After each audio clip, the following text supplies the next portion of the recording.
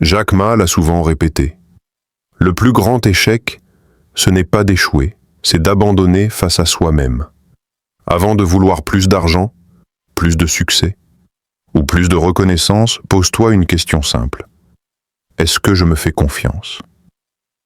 Chaque fois que tu promets quelque chose à toi-même et que tu ne le fais pas, tu perds un peu de crédibilité intérieure.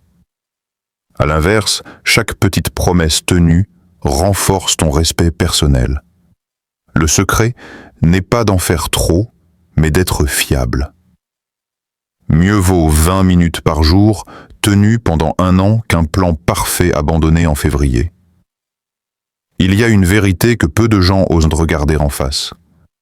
La plupart des vies ne stagnent pas par manque d'intelligence, de talent ou d'opportunité, mais par rupture de confiance intérieure. Jack Ma a connu les refus, les humiliations, les portes fermées. Mais ce qui l'a toujours protégé, ce n'était pas la certitude de réussir, c'était la certitude de ne pas se trahir. Il avançait avec une conviction simple. Je ferai ce que j'ai dit, même si c'est difficile, même si personne ne regarde. Pose-toi honnêtement la question. Quand tu te fais une promesse, te lever plus tôt, apprendre quelque chose, travailler sur un projet, prendre soin de toi, est-ce que tu la respectes ou est-ce que tu entres immédiatement dans une négociation silencieuse avec toi-même? C'est souvent là que tout se joue. Pas dans les grandes décisions visibles, mais dans ces micro-moments invisibles où personne ne te juge. Le réveil sonne. Le téléphone est à portée de main. Tu sais ce que tu devais faire. Et tu sais aussi à quel point il serait facile de ne pas le faire. À force de répéter ce cycle, quelque chose se fissure. Ton esprit enregistre un message dangereux. Mes paroles n'ont pas de valeur. Et plus tu répètes ce message, plus tu commences à douter de ta propre capacité à changer. C'est pour cela que la confiance en soi n'a rien à voir avec le charisme ou la motivation. Elle se construit comme un compte bancaire. Chaque promesse tenue est un dépôt. Chaque promesse rompue est un retrait. Le problème, c'est que beaucoup de gens font des promesses gigantesques, avec un compte déjà à découvert. Ils veulent tout transformer d'un coup. Nouveau rythme, nouvelle discipline, nouvelle version d'eux-mêmes. Résultat, surcharge, abandon et encore une preuve de plus qu'ils ne peuvent pas compter sur eux. Jack Ma insistait souvent sur la patience. Pas la patience passive, mais la patience disciplinée. Celle qui accepte de commencer petit, presque insignifiant mais répétable. 20 minutes par jour peuvent te sembler ridicules. Mais 20 minutes tenues sans négociation, sans excuse, sans report, commencent à changer ton identité. Tu ne deviens pas quelqu'un qui essaye. Tu deviens quelqu'un qui fait, et ce changement est silencieux. Personne ne va t'applaudir. Personne ne va te féliciter pour avoir tenu une promesse que toi seul connaissais. Mais à l'intérieur, quelque chose s'installe. Une stabilité nouvelle. Quand tu sais que tu peux compter sur toi, tu n'as plus besoin de motivation externe. Tu n'attends plus le bon moment. Tu n'as plus besoin de te convaincre avec des discours inspirants. Tu agis parce que ta parole a du poids. C'est aussi à ce moment-là que ton rapport à l'échec change. Tu peux échouer sans t'effondrer, parce que tu sais que tu ne disparaîtras pas au premier obstacle. Tu as déjà prouvé, par des centaines de petites actions, que tu reviens toujours à ce que tu as décidé. Ce pilier n'est pas spectaculaire. Il ne se voit pas sur les réseaux. Il ne se mesure pas en likes ou en résultats immédiats. Mais c'est lui qui soutient tout le reste. Sans confiance en toi, l'ambition devient une source d'angoisse. Avec elle, même les objectifs lointains cessent d'être intimidants. Et tout commence toujours au même endroit. Une promesse simple, claire, modeste, et la décision tranquille de ne pas te mentir aujourd'hui. Il y a une illusion moderne profondément ancrée, celle qui fait croire que la réussite commence dans la tête uniquement. Idées, stratégie, vision, ambition. Comme si le corps n'était qu'un détail secondaire, un simple support interchangeable. Jack Ma, pourtant, a toujours ramené les choses à une vérité simple. Sans santé, tout s'écroule. Pas de projet, pas de vision long terme, pas même la capacité de résister à l'échec. Tu peux être intelligent, créatif, motivé. Mais si ton corps se réveille chaque matin, fatigué, lourd, en retard sur lui-même, ta vie devient une lutte permanente. Non pas contre le monde, mais contre ta propre énergie. Là où beaucoup se trompent, c'est qu'ils confondent énergie et apparence. Ils pensent transformation physique, silhouette parfaite, performance extrême. Ils s'imposent des standards irréalistes, puis abandonnent en silence quand leur corps ne suit pas. Mais l'énergie n'a rien à voir avec impressionner, elle a tout à voir avec fonctionner. Fonctionner quand il faut réfléchir. Fonctionner quand il faut travailler longtemps. Fonctionner quand il faut encaisser un échec sans s'effondrer. Un corps épuisé transforme le moindre problème en montagne. Une journée simple devient pénible. Une opportunité devient une charge supplémentaire. C'est pour cela que Jack Ma ne parlait jamais de discipline comme d'un acte héroïque. Pour lui, la discipline était une habitude discrète, presque ennuyeuse, mais régulière. Bouger un peu chaque jour, pas pour brûler des calories, mais pour réveiller le système. Marcher, s'étirer, respirer, activer, créer un signal clair. Je suis vivant, je suis en mouvement, dormir suffisamment, pas comme une récompense, mais comme une base. Le sommeil n'est pas du temps perdu. C'est le moment où ton corps répare ce que ta volonté ne peut pas corriger. Et manger pour fonctionner. Pas pour remplir un vide émotionnel, pas pour calmer le stress accumulé, mais pour donner à ton corps ce dont il a besoin pour te porter là où tu veux aller. Ce sont des choix simples, tellement simples que beaucoup les négligent. Ils préfèrent des solutions spectaculaires, des plans extrêmes, des transformations rapides. Mais l'effort extrême fatigue vite. La discipline quotidienne, elle, construit lentement une réserve invisible. Une réserve d'énergie, une réserve de clarté, une réserve de patience. Et cette réserve change ta manière d'aborder la vie. Tu réfléchis mieux, tu réagis moins violemment, tu récupères plus vite après un stress ou un échec.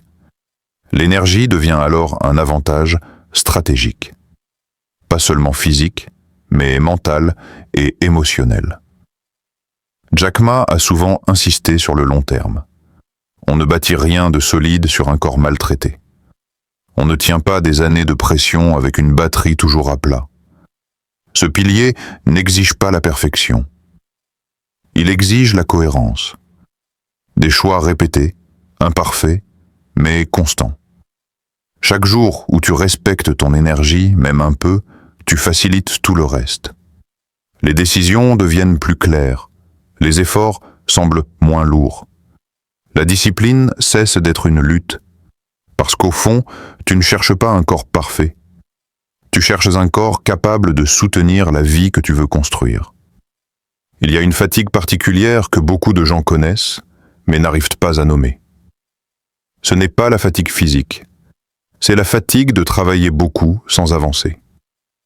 Jack Ma est passé par là, refusé par des universités, rejeté par des entreprises, recalé même pour des emplois simples. Mais à travers tous ces échecs, il a compris une chose que beaucoup découvrent trop tard. Être occupé peut devenir une forme sophistiquée de stagnation. Dans la société moderne, être débordé est presque devenu une médaille. Plus tu travailles tard, plus tu réponds vite, plus ton agenda est plein, plus tu as l'impression d'être important. Mais l'importance ressentie n'est pas toujours synonyme de progrès réel. Travailler plus, c'est facile. Travailler intelligemment, c'est inconfortable. Pourquoi ? Parce que travailler intelligemment demande de réfléchir, de choisir et surtout de renoncer. Renoncer à certaines tâches, renoncer à certaines opportunités, Renoncer à l'illusion que tout effort est forcément utile. Jack Ma ne valorisait pas l'effort aveugle. Il valorisait l'apprentissage stratégique. Comprendre quelle compétence a de la valeur. Comprendre où le temps est réellement transformé en résultat. Développer une compétence utile, ce n'est pas accumuler des connaissances au hasard. C'est choisir quelque chose qui répond à un besoin réel. Et s'y investir suffisamment longtemps pour devenir fiable. Pas parfait. Fiable. Beaucoup de gens consomment de l'information comme ils consomment du divertissement. Ils apprennent un peu de tout, mais n'exploitent rien. Ils regardent des tutoriels, lisent des conseils, suivant des tendances, sans jamais transformer cet apprentissage en valeur concrète. Créer une source de revenus qui respecte ton temps, c'est changer de logique. Ce n'est plus combien d'heures je travaille, c'est quelle valeur je crée par heure. Ce changement est subtil, mais puissant. Il pousse à observer son quotidien avec lucidité. Quelles tâches rapportent vraiment? Quelles activités consomment ton énergie sans retour réel? C'est souvent là que la confusion entre agitation et avancement devient évidente. Réorganiser sans cesse son espace de travail. Planifier à l'infini. Optimiser des détails qui n'impactent rien. Tout cela donne l'impression de mouvement, mais pas de transformation.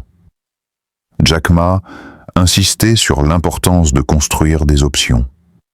L'argent n'est pas une fin, mais un outil. Un outil qui doit t'offrir de la flexibilité, pas t'enfermer dans une routine épuisante. Une situation saine n'est pas forcément spectaculaire. Elle est stable. Elle te permet de respirer. De dire non quand il le faut. De prendre des décisions sans être constamment sous pression financière. Chercher à devenir riche rapidement pousse souvent à des choix risqués, stressants et incohérents. Construire des options pousse à la patience, à la stratégie et à la cohérence. Et cette approche change profondément ton rapport au travail. Le travail cesse d'être une urgence permanente. Il devient un levier que tu ajustes. Tu commences à voir ton temps comme une ressource limitée. Tu deviens plus attentif à ce que tu acceptes, plus conscient de ce que tu refuses.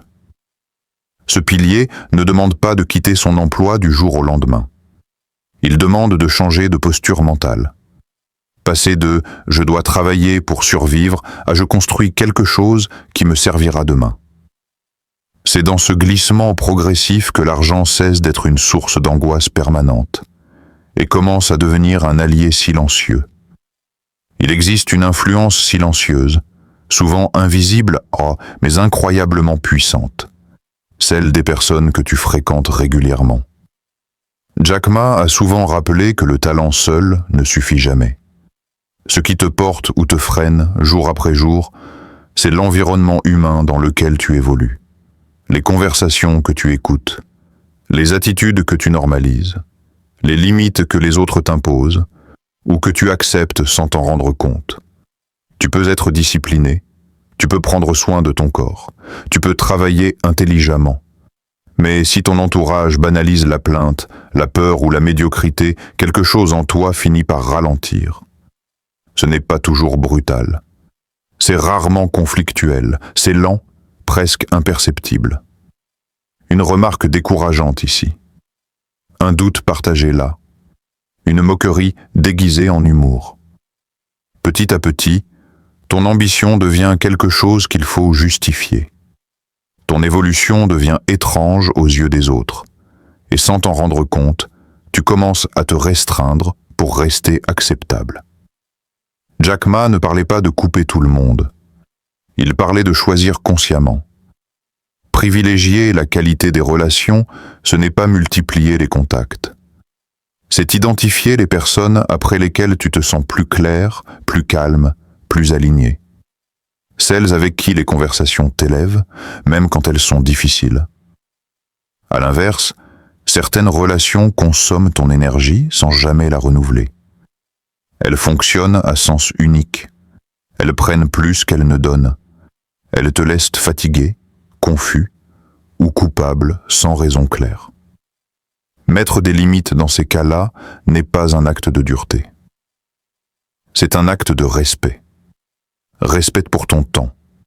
Respect pour ton énergie. Respect pour la direction que tu essaies de prendre. La culpabilité apparaît souvent quand tu changes. Quand tu refuses certaines dynamiques. Quand tu n'es plus disponible pour les mêmes conversations stériles. Mais la culpabilité est souvent le signe que tu es en train de redéfinir tes frontières. Et toute frontière nouvelle crée une résistance. Jack Ma insistait sur l'importance de s'entourer de personnes meilleures que soi. Pas meilleures dans le sens de supérieures, mais plus lucides, plus exigeantes, plus honnêtes. Des personnes qui ne te flattent pas, mais qui te poussent à réfléchir. Investir dans ces relations demande du temps, de l'écoute, de la présence réelle.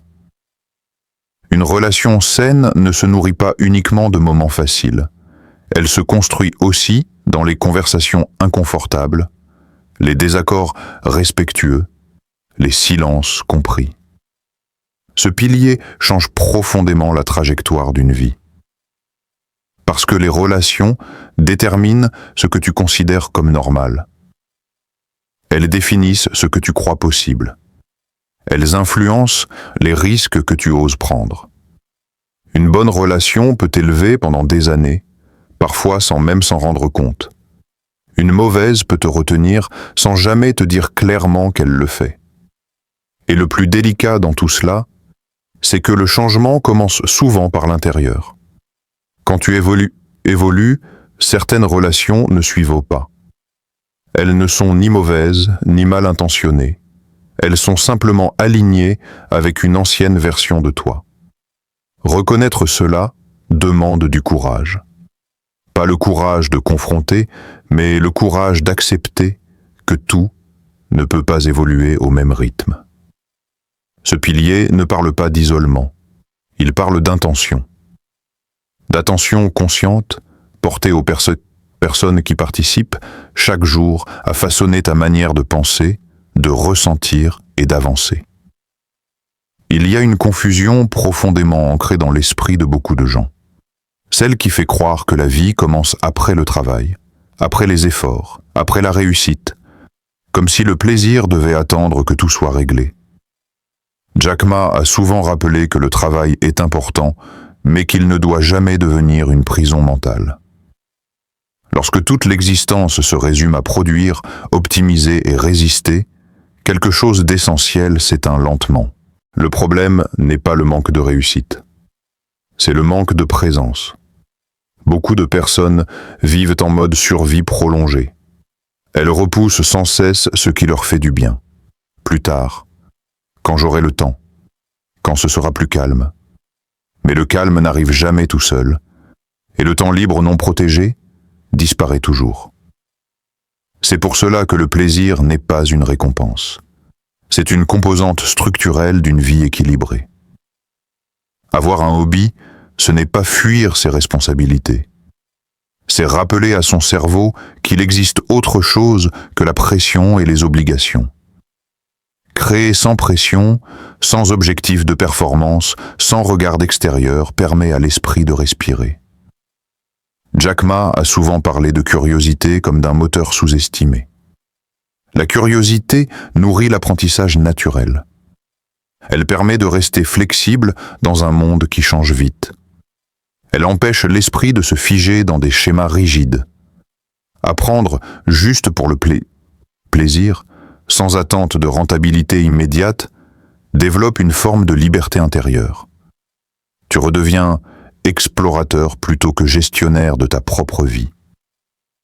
Le danger, aujourd'hui, c'est de confondre détente et distraction. Faire défiler des écrans pendant des heures ne régénère pas vraiment. Cela anesthésie temporairement.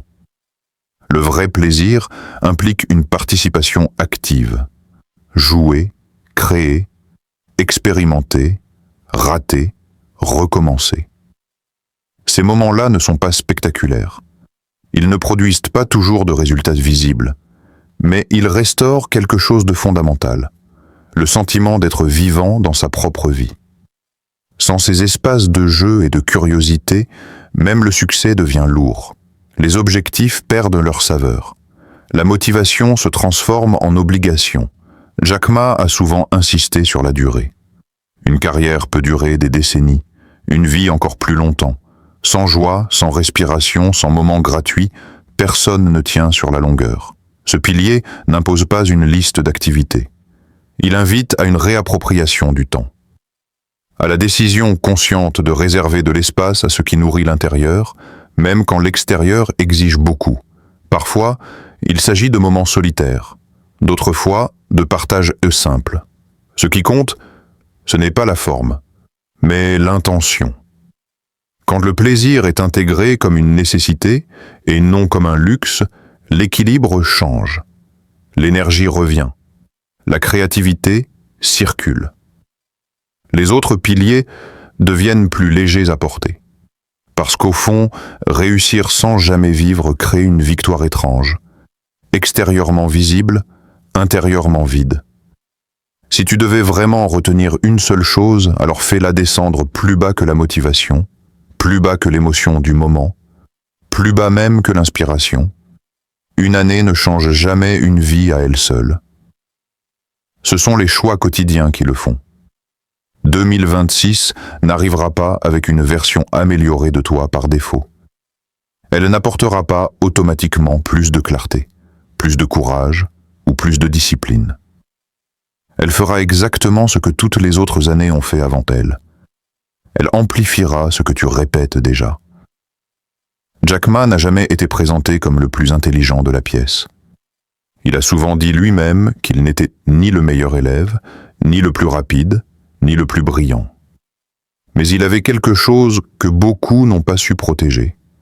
La capacité de continuer quand l'enthousiasme disparaît. Persévérer ne signifie pas forcer. Cela signifie revenir.